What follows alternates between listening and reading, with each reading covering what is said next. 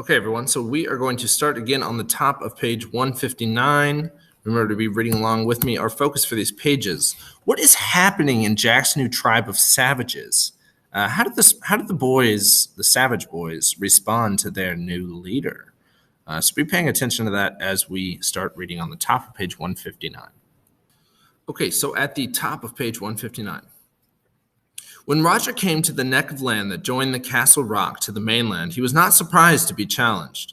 He had reckoned during the terrible night on finding at least some of the tribe holding out against the horrors of the island in the safest place.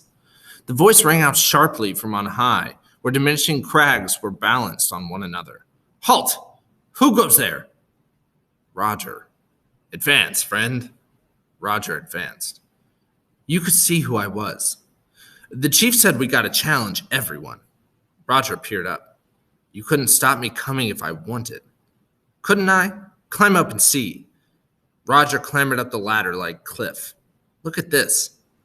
A log had been jammed under the topmost rock, and an other lever was under that. Robert leaned lightly on the lever and the rock groaned. A full effort would send the rock thundering down to the neck of land.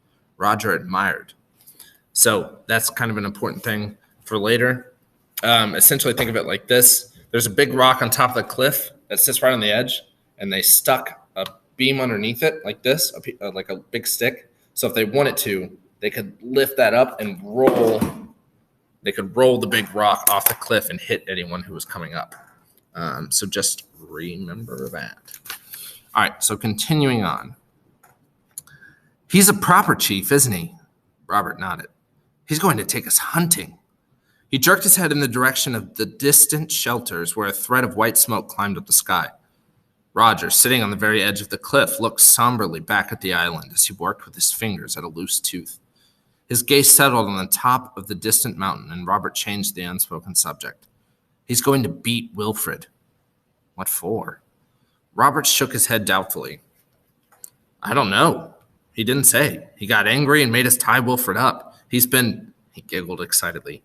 He's been tied up for hours, waiting. But didn't the chief say why? I never heard him. Sitting on the tremendous rock in the torrid sun, Roger received this news as an illumination. He ceased to work at his tooth and sat still, assimilating the possibilities of irresponsible authority. Then, without another word, he climbed down the back of the rocks towards the cave and the rest of the tribe. Okay, so a couple of questions coming your way. So in these pages, and we'll see this kind of for the rest of the book, Golding, the author, often replaces names with titles like chief and savage. In 1 to 2 sentences, I want you to tell me, why might he replace people's names with titles like chief and savage? Go ahead and do that now. Okay, so referring to the boys as chief and savage rather than Jack or Maurice shows that they have lost their identity as innocent schoolboys and have now fully turned into a tribe of violent and primitive savages. Okay, so now for the next question, question 6, I want you to reread these lines at the bottom. So this is after Wilfred has been tied up and Roger learns that Wilfred's been tied up. It says, sitting on the tremendous rock in the torrid sun, Roger received this news as an illumination. He ceased to work at his tooth and sat still, assimilating the possibilities of irresponsible authority. It's okay if you don't get this right. Just give it a shot. What is this news that Roger is illuminated by? So he realizes something. So what is this thing that he realizes when describing the fact that Jack has Wilfred tied up? Go ahead and try that in at least 2 sentences. Okay, so Roger's illuminated. So he has this realization or this understanding that Jack did not need to explain why he plans to beat Wilfred. Remember that he was like, he tied him up and he's going to beat him. And he was like, why? Roger asked, like, why is he going to be beaten? And he was like, I don't know. Jack didn't say. So he realizes that he had irresponsible authority, meaning that he could do as he pleased without needing to explain his actions. So Jack has no responsibility. He can do whatever he wants, and the people, the savages, will listen. Okay, so continuing on the first full paragraph on page 160, the chief was sitting there. The chief was sitting there, naked to the waist, his face blocked out in white and red. The tribe lay in a semicircle before him. The newly beaten and untied Wilfred was sniffing noisily in the background. Roger squatted with the rest. "Tomorrow," went on the chief, "we shall hunt again." He pointed at the savage, and that with his spear. Some of you will stay here to improve the cave and defend the gate. I shall take a few hunters with me and bring back meat. The defenders of the gate will see that the others don't sneak in." The savage raised his hand, and the chief turned a bleak, pained face towards him. "Why should they try to sneak in, chief?" The chief was vague but earnest. "They will. They'll try to spoil things we do. So the watchers at the gate must be careful." And then the chief paused. They saw a triangle of startling pink dart out, pass along his lips, and vanish again. "And then the beast might try to come in. You remember how he crawled." The semicircle shuddered and muttered in agreement. "He came, disguised. He may come again, even though we gave him the head of our kill to eat. So watch and be careful." Stanley lifted his forearm off the rock and held up an interrogative finger. "Well, but didn't we? He squirmed and looked down. "No!" In the silence that followed, each savage flinched away from his individual memory. "No! How could we kill it?" Half relieved, half daunted by the implication of further terrors, the savages murmured again. "So leave the mountain alone," said the chief, solemnly, "and give it the head if you go hunting." Stanley flicked his finger again. "I expect the beast disguised itself." "Perhaps," said the chief. A theological speculation presented itself. "We'd better keep on the right side of him, anyhow. You can't tell what he might do." The tribe considered this, and then were shaken, as if by a flow of wind. The chief saw the effect of his words and stood abruptly. "But tomorrow we'll hunt, and when we've got meat, we'll have a feast." Bill put up his hand. "Chief?" "Yes." "What do we use for lighting the fire?" The chief's blush was hidden by the white and red clay. Into his uncertain silence, the tribe spilled their murmur once more. The chief held up his hand. "We shall take fire from the others. Listen, tomorrow we'll hunt and get meat. Tonight, I'll go along with 2 hunters. Who'll come?" Maurice and Roger put up their hands. "Maurice." "Yes, chief?" "Where was their fire?" "Back at the old place by the fire rock." The chief nodded. "The rest of you can go to sleep as soon as the sun sets. But us 3, Maurice, Roger, and me, we've got work to do. We'll leave just before sunset." Maurice put up his hand. "But what happens if we meet—" The chief waved his objection aside. "We'll go along by the sands. Then, if he comes, we'll do our dance again." "Only 3 of us?" Again, the murmur swelled and died away. Piggy handed Ralph his glasses and waited to receive, so we return back to Ralph and Piggy now. Piggy handed Ralph his glasses and waited to receive back his sight. The wood was damp, and this was the 3rd time they had lighted it. Ralph stood back, speaking to himself. "We don't want another night without fire." He looked around guiltily at the 3 boys standing by. This was the first time he admitted the double function of the fire. Certainly one was to send up a beckoning column of smoke, but the other was to be a hearth now and a comfort until they slept. Eric breathed on the wood till it glowed and sent out a little flame. A billow of white and yellow smoke reeked up. Piggy took back his glasses and looked at the smoke with pleasure. "If only we could make a radio, or a plane, or a boat." Ralph dredged in his fading knowledge of the world. "We might get taken prisoner by the Reds." Eric pushed back his hair. "They'd be better than—" He would not name people, and Sam finished the sentence for him by nodding along the beach.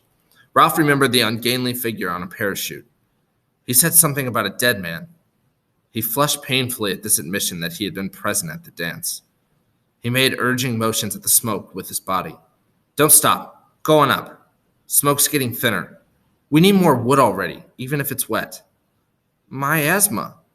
The response was mechanical. "Sucks to your asthma. If I pull logs, I get my asthma bad. I wish I didn't, Ralph, but there it is." The 3 boys went into the forest and fetched armfuls of rotten wood. Once more the smoke rose, yellow and thick. "Let's get something to eat." Together they went to the fruit trees, carrying their spears, saying little, cramming in haste. When they came out of the forest again, the sun was setting and only embers glowed in the fire, and there was no smoke. I can't carry any more wood, said Eric. I'm tired. Ralph cleared his throat. We kept the fire going up there. Up there was small, but this has got to be a big one. Ralph carried a fragment to the fire and watched the smoke that drifted into the dusk. We've got to keep it going. Eric flung himself down. I'm too tired, and what's the good? Eric, cried Ralph in a shocked voice. Don't talk like that. Sam knelt by Eric. Well, what is the good? Ralph tried indignantly to remember. There was something good about a fire, something overwhelmingly good. Ralph's told you often enough, said Piggy moodily. How else are we going to be rescued? Of course, if we don't make smoke, he squatted before them in crowding dusk. Don't you understand? What's the good for wishing for radios and boats? He held out his hand and twisted the fingers into a fist. There's only one thing we can do to get out of this mess. Anyone can play hunting. Anyone can get us meat. He looked from face to face. Then, at the moment of greatest passion and conviction, the curtain flapped in his head, and he forgot what he had been driving at. He knelt there, his fist clenched, gazing solemnly from one to the other. Then the curtain whisked back. Oh, yes, so we've got to make smoke, and more smoke. But we can't keep it going. Look at that. The fire was dying on them. 2 to mind the fire, said Ralph, half to himself. That's 12 hours a day. We can't get any more wood, Ralph. Not in the dark. Not at night. We can light it every morning, said Piggy. Nobody ain't going to see smoke in the dark. Sam nodded vigorously. It was different when the fire was up there. Ralph stood up, feeling curiously defenseless with the darkness pressing in. Let the fire go, then, for tonight. He led the way to the first shelter, which still stood, though battered. The bed leaves lay within, dry and noisy to the touch. In the next shelter, a little Lynn was talking and asleep. The 4 big uns crept into a shelter and burrowed under the leaves. The twins lay together, and Ralph and Piggy at the other end. For a while, there was continual creak and rustle of leaves as they tried for comfort. Piggy? Yeah? All right. Suppose so? At length, save for an occasional rustle, the shelter was silent. An oblong of blackness relieved with brilliant spangles hung before them, and there was the hollow sound of surf on the reef. Ralph settled himself for his nightly game of supposing. Supposing they could be transported home by jet, then before morning they would land at that big airfield in Wiltshire. They would go by car. No, for things to be perfect, they would go by train, all the way down to Devon and take the cottage again. Then at the foot of the garden, the wild ponies would come and look over the wall. Ralph turned restlessly in the leaves. Dartmoor was wild, and so were the ponies, but the attraction of wilderness had gone. His mind skated to a consideration of a tame town where savagery could not set foot. What could be safer than the bus center with its lamps and wheels? All at once, Ralph was dancing around a lamp standard. So, one final predictive question. We're going to come back. This is back with Jack and the Savages. So someone says, I expect the beast might disguise itself. Perhaps, said the chief. A theological speculation presented itself. We'd better keep on the right side of him anyhow. You can't tell what he might do. So my question to you, what might it mean to keep on the right side of the beast? What actions might that involve? So in other words, Jack suggests that they need to keep on the right side of the beast. So how might they do that? What might they be doing in the future to keep on the right side of the beast? Answer that in at least one sentence, maybe 2. Go ahead and do that now.